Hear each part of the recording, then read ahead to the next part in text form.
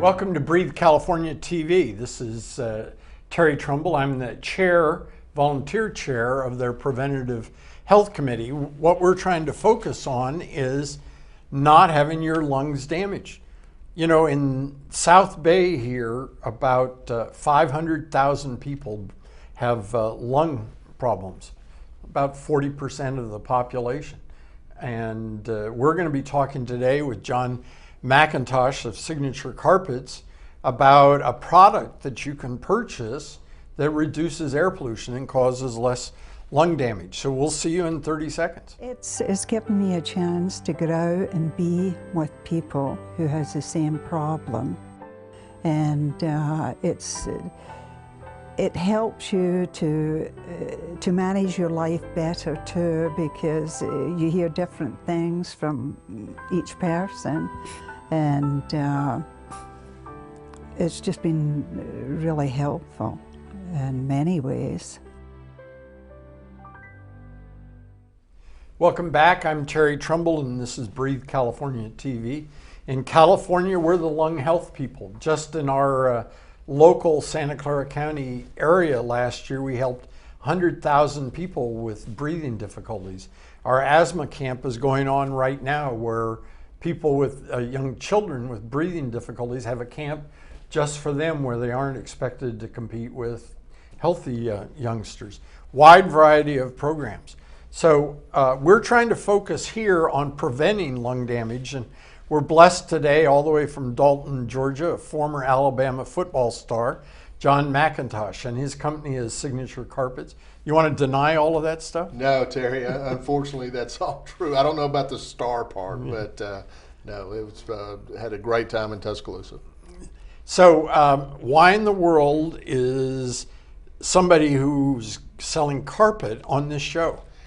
Terry, sometimes I ask myself the same question, and last July when I was testifying in front of the Senate Committee on Agriculture on creating jobs in rural America, I really asked myself that question.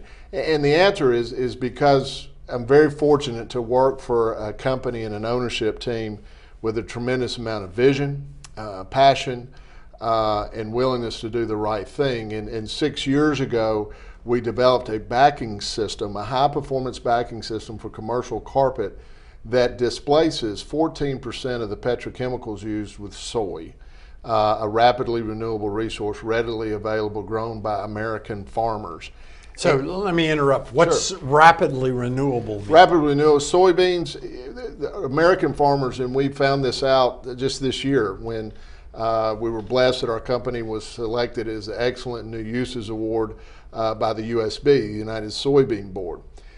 There are over 2,500 farmers farming 75 million acres of soybeans, and it's a wonderful product that displaces foreign petrochemicals. And that's really kind of where, if we're going to improve the health of people in the asthma conditions, which I have a son that is that, we got to eliminate the smokestacks. We got to eliminate, we've got to become fuel independent. And this is a wonderful example of how that has done. And as a company that made a decision 6 years ago to do that and invest some $3.5 million to change its backing systems, it has created a collaboration with other suppliers, other vendors, and that's really what we hope that comes out of this is make people think differently, challenge the status quo, which we have done, and be able to create a product today through a partnership with Yellowstone National Park.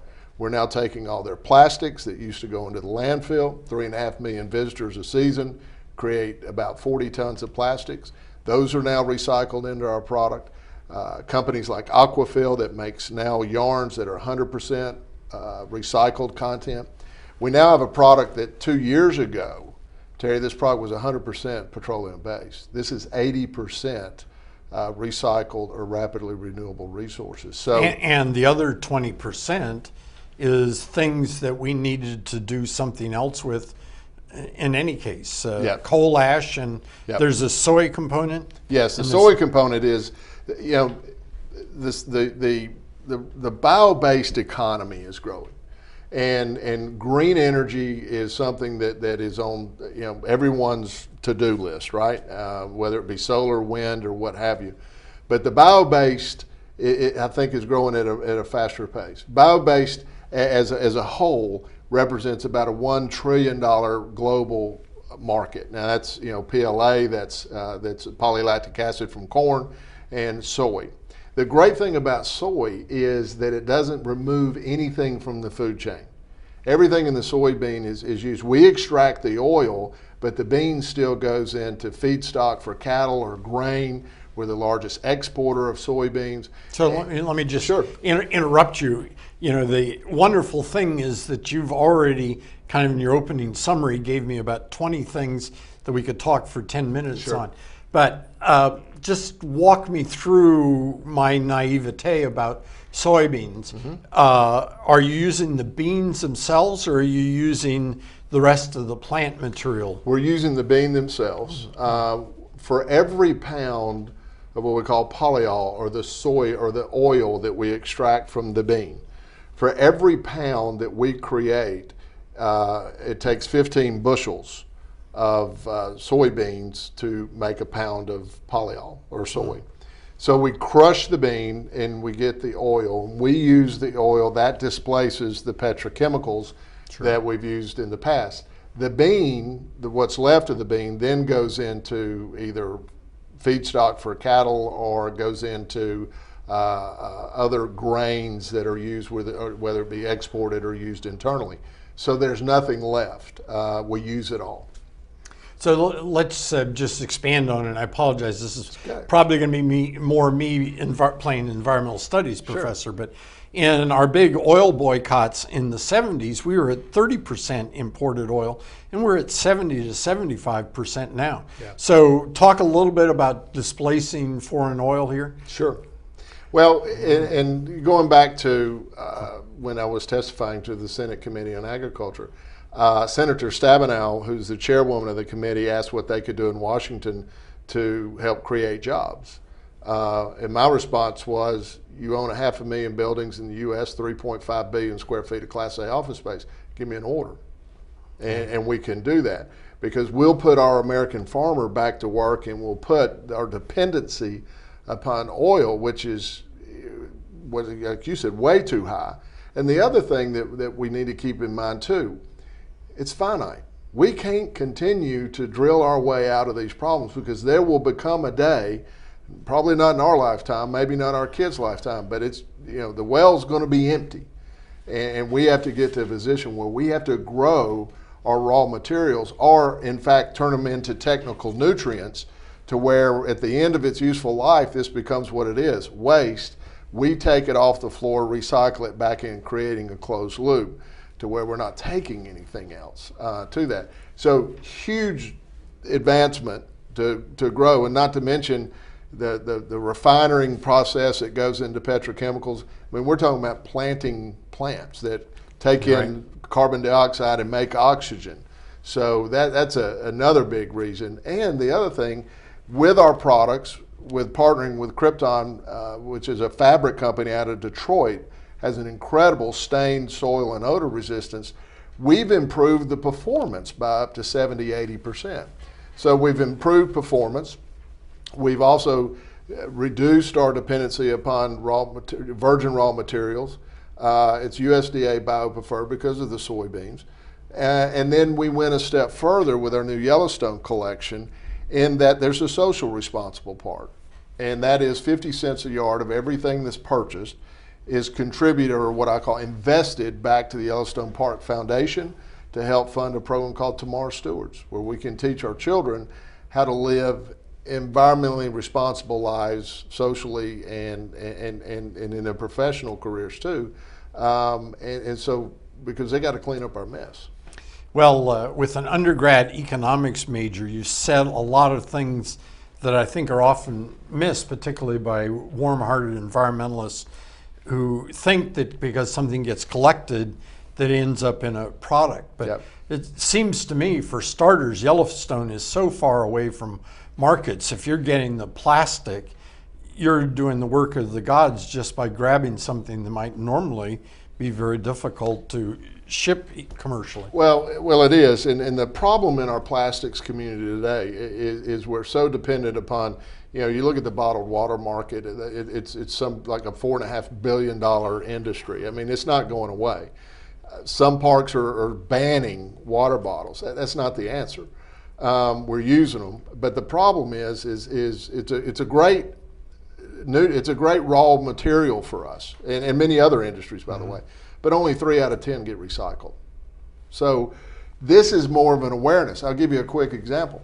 The Holiday Inn at West Yellowstone, at the West Yellowstone entrance, has this throughout their hotel, and they have signs up on what's happening to give an awareness of when you're holding that bottle, look for a recycling bin, because there are companies like ours that are putting them into products today.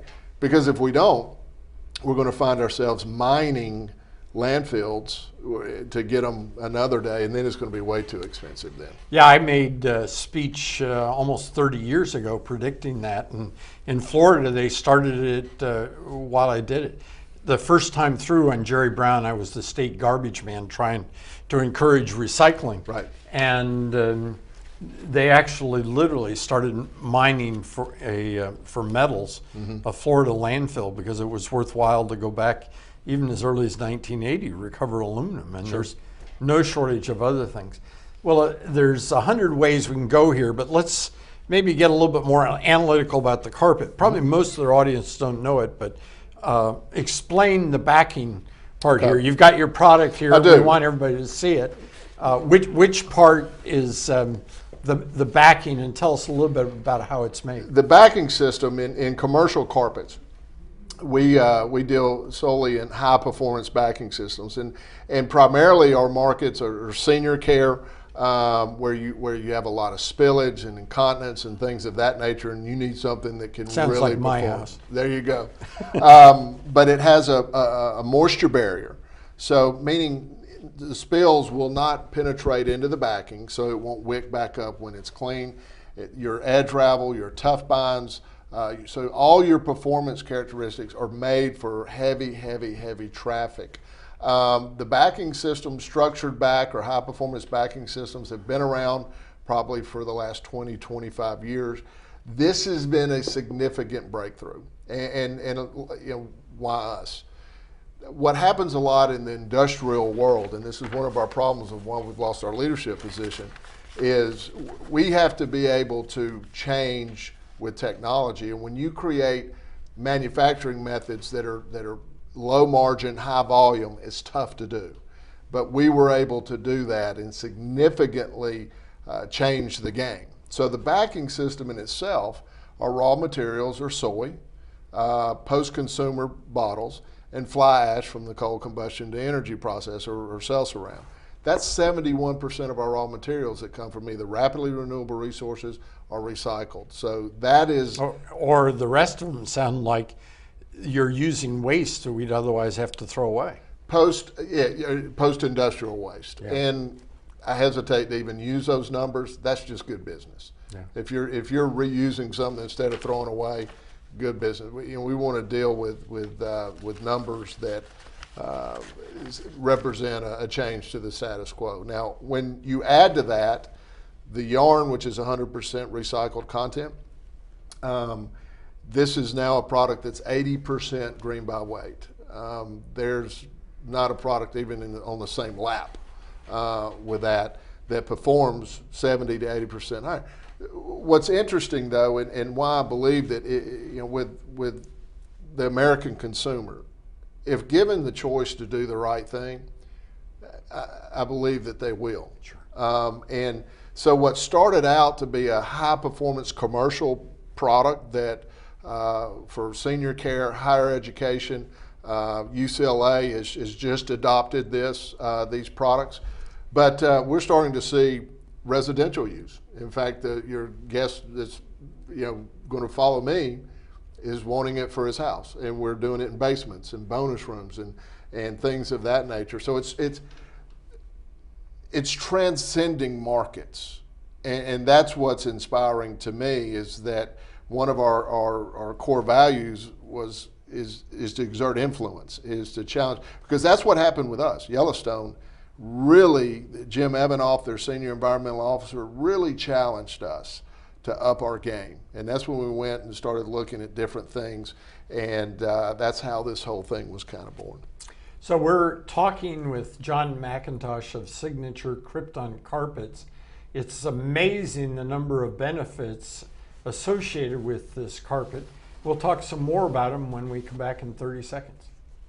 The nice thing about Better Breathers Club is we go in and there's other people sitting around with oxygen. It's almost a relief that everybody looks the same in the room. It's a funny thing to say, but it's a good feeling. Breathe California means having resources available to us that will help guide us and make our lives easier. Welcome back. I'm Terry Trumbull. This is Breathe California TV. So if you watch the first 15 minutes, some of you are going to be asking the question, what's all this got to do with clean air? So I'm going to ask John that in a second, but let me start out by saying our breathing problems, our air pollution difficulties are almost entirely energy related. If we scale back our energy use, you and I breathe cleaner air. And so we've had a spate of spare the air days where we're not supposed to be driving or using cars, and all of that gets saved by a product like the Signature Crypton carpet. So you got rebuttal time. You want to talk me out of anything I just said? I want to share a quick story. The USB, the United Soybean Board, is an amazing organization that, talking about somebody challenging status quo. I mean, they really do. They have a committee, new uses committee. How do we continue to use more and more and more of this? And let me just inject here. Our executive director, Margot Seidner, Yep. was on the show about 6 months ago talking about the benefits of soy. Yep. And what most people don't realize is that the energy inputs to grow it aren't nearly as high as the things that it's substituting. No, not at all. And so we were very fortunate that our new Yellowstone collection, our partnership with Yellowstone, was selected by the USB this year to receive the Excellent New Uses Award. First time they'd given it in 3 years, and the last recipient was Ford Motor Company. So we were excited about that, and didn't know what to expect at their banquet when we went to accept the award. I was blown away. It was in Nashville at the Gaylord, and we walk into a banquet room with over 2,000 American farmers. Very humbling, because I will tell you, we talk about it and you throw the words around that they are the backbone of this country. They are the single most resilient people that I've ever met.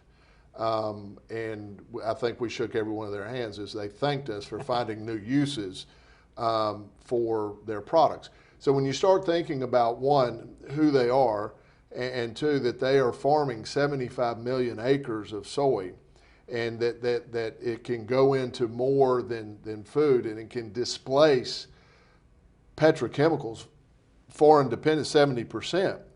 All of a sudden, this is like, what part of this don't I understand? Because we can literally create jobs in rural America just by changing the way we think and the way that we buy.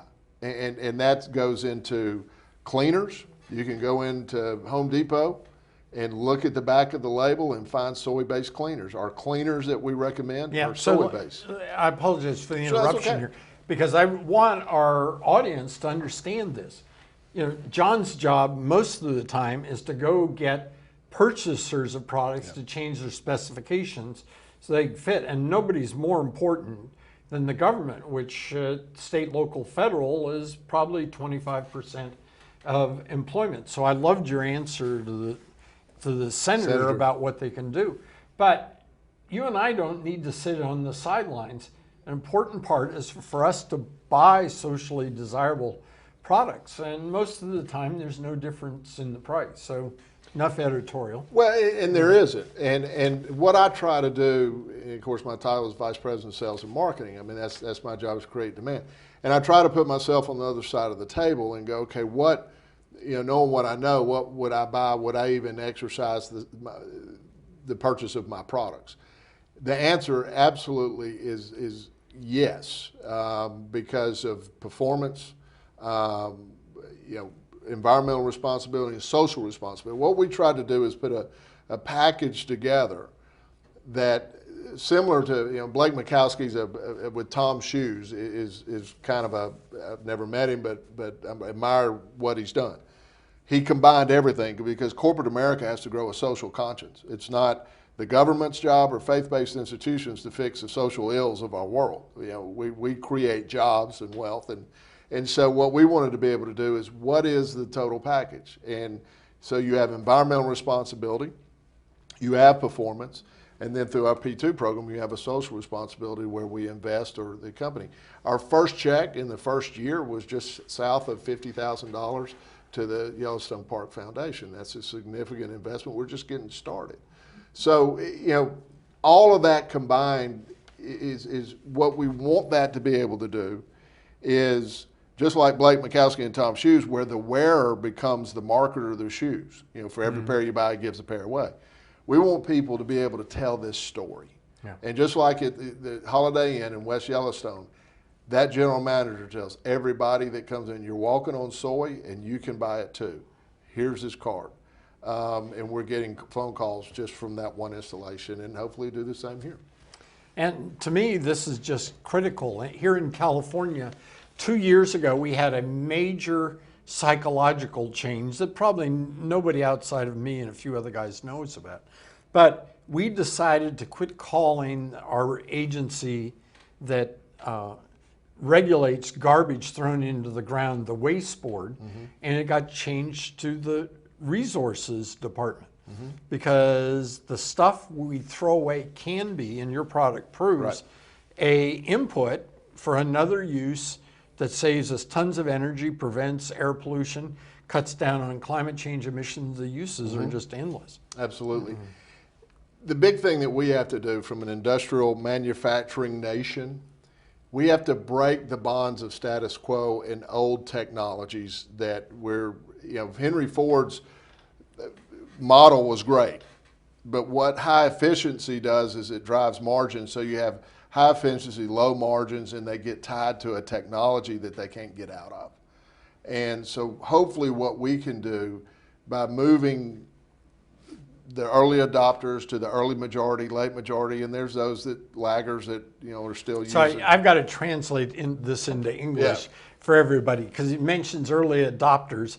It's the crazy guy like me that bought a Prius 12 years ago, and when you start to see them, they work. And then you've mentioned stages in innovation and getting a product used that's just as good. You've got to get the word around, and you're a great salesman for that. And we're getting there, and we're seeing that move. We're seeing it affect other markets and industries. We've seen it in the fiber market. We've seen it in the fabric market. So those are the types of things that help move along.